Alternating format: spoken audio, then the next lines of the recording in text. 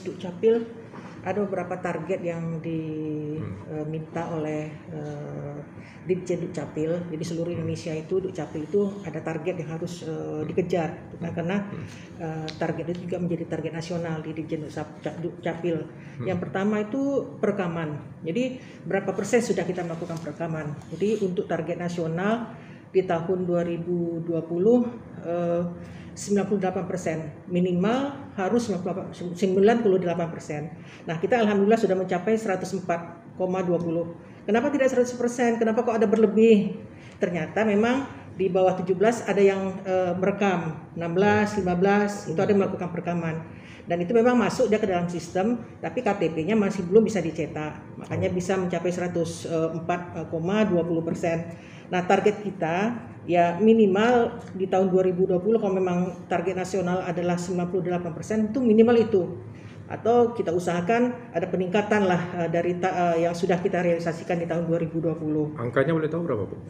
Angka realisasi 733.075 orang, 703 yang sudah merekam.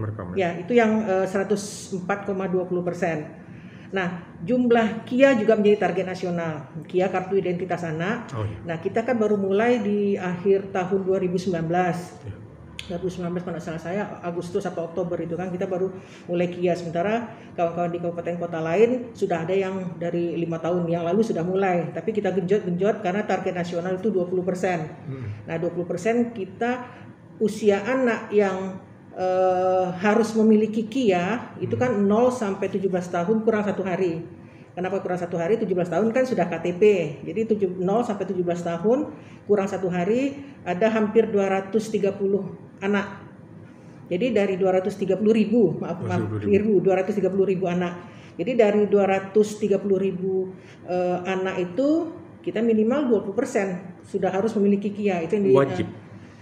Target nasional harus memiliki KIA, harus diberikan KIA. Nah, kita sudah mencapai di tahun 2020 20,75 dalam masa setahun lebih 2 bulan 3 bulan sudah 20%,75. Jadi 20,75%, sekitar 56.431 anak yang sudah kita berikan KIA-nya. Nah, target kita di tahun 2021 tentu ada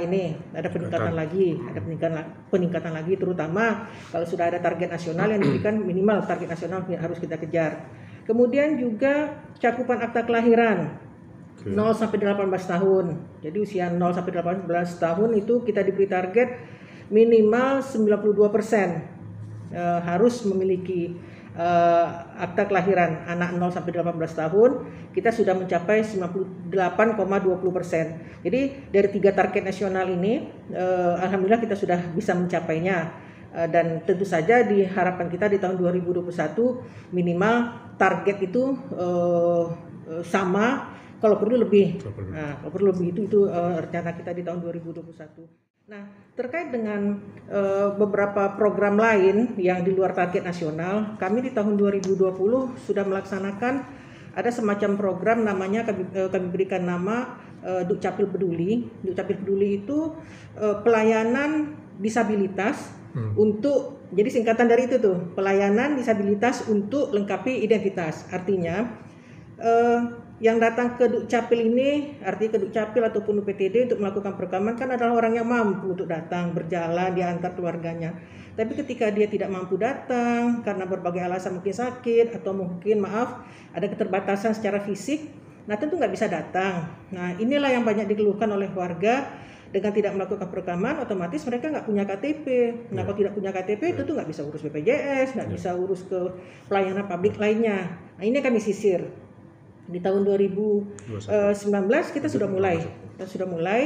Memang belum begitu banyak. Nah, tahun 2020 juga sudah mulai di awal-awal tahun. Cuman masuk pandemi Maret, nah kita kan nggak bisa turun. Nah, jadi beberapa bulan kita tidak turun, khawatir namanya turun door to door itu kan khawatir pada masa pandemi itu kan.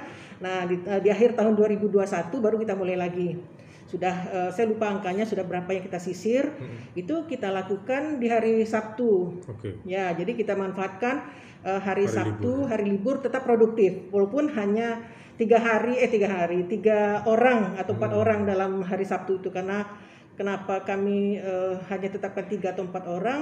Ya namanya kadang-kadang mohon maaf nih agak susah diarahkan, mungkin gelisah, jadi nggak fokus untuk ambil iris matanya, nggak fokus untuk difoto gitu kan ya.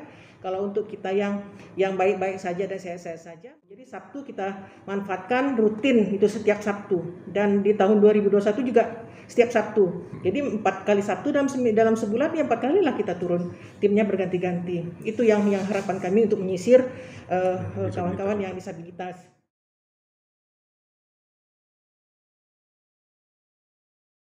PRR ini print ready record, istilah dalam teknis di Dukcapil ini, ketika masyarakat sudah berfoto di UPTD ataukah di sini, dulu kan nggak tahu nih kapan selesainya, ya kan? Nah sekarang masyarakat tolong nih diinformasikan, masyarakat itu kalau di UPTD maksimal tuh 3 hari atau 5 hari paling lama, tapi saya minta 3 hari warga sudah bisa ngambil KTP-nya kembali di UPTD. Karena foto hari ini sebenarnya kalau jaringan, ya alhamdulillah selama ini jaringan bagus, kemudian tidak ada masalah di data nih, bersih datanya, ya mungkin sore itu besok pagi sudah bisa dicetak.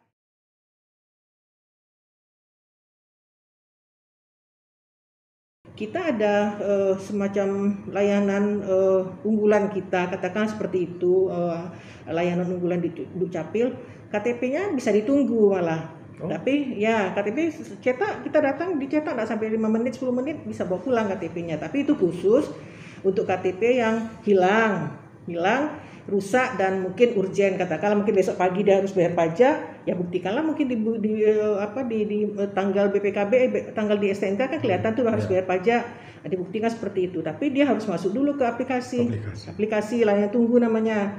Download dulu di Play Store. Nanti tinggal pilih hari apa kita datang, ketika diverifikasi lengkap, persyaratannya diupload, dipersilakan datang kemari, lapor ke petugas. Tidak sampai 10 menit itu KTP bisa langsung dibawa pulang. Jadi memang sudah kita sudah ya lebih baik.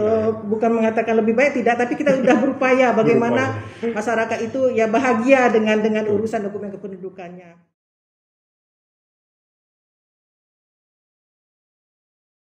Jadi kan ada namanya layanan integrasi. Layanan integrasi itu ketika kita berurusan satu dokumen, misalnya akte kematian, nah itu nanti akan terbit kakak yang keluarganya tinggal, kemudian ada akte kematian, kemudian KTP misalnya suaminya meninggal, akan muncul nanti KTP si istri dengan status yang sudah cerai mati. Jadi ada 3 produk yang akan diperolehnya. Jadi itu produk integrasi namanya.